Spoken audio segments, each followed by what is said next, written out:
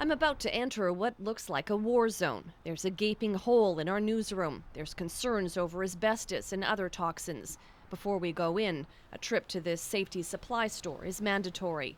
Because you have to be comfortable with it, because chances are you're going to have to wear it for about the whole day. We'll be following strict safety procedures when we enter the building. That requires appropriate equipment.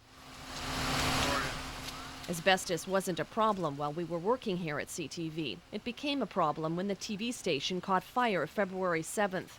Within hours, the newsroom was gutted. The building was then shut down, and we lost our home away from home. I've worked here for 20 years. My cameraman, Dan Waters, for more than 30. Going back in is an emotional journey for both of us. Right now, we're going to be going into the tower portion of our building. Connie Rosebush is the head of operations for CTV Ottawa. We're all carefully escorted through this building by specialists working here. The 5-story tower was largely spared during the fire. Air tests on this side are clear, so we only need hard hats, boots, and safety glasses. Still, the smell of smoke is strong. Yeah, you can smell it immediately, definitely. Yeah, you can even taste it. Part of the process after a fire is trying to salvage what equipment can be saved.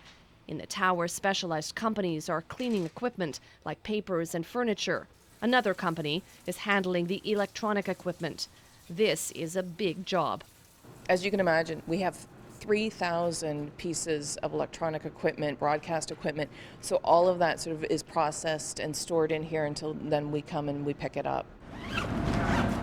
In the 2-story building that houses the newsroom, it's an elevated level of security. Now we really have to suit up. Okay, so you're good. After a quick safety check, we pass through a containment area and into the heart of our old building.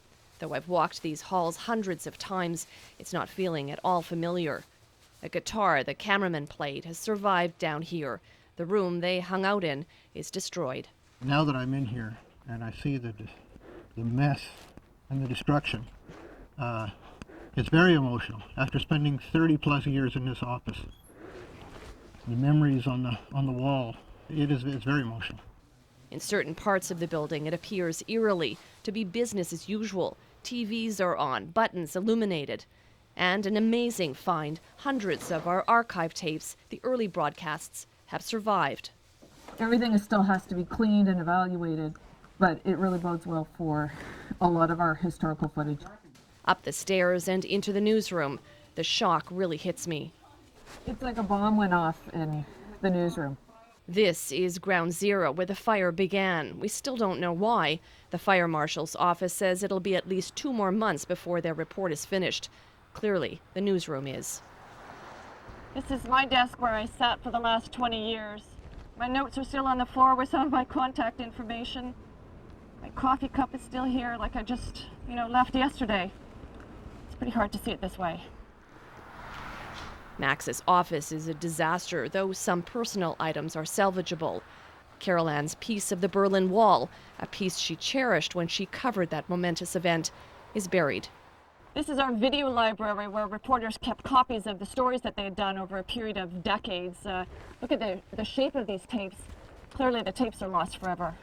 In the studio where we broadcast our shows, the clock is spinning wildly backwards, as though trying to return to a time before the fire. It's something we all pine for. Plans are underway to organize a grand goodbye to this burned-out building. We're not sure yet what we'll do, but we know it'll be a fitting farewell to a very old friend. Joanne Schnurr, CTV News.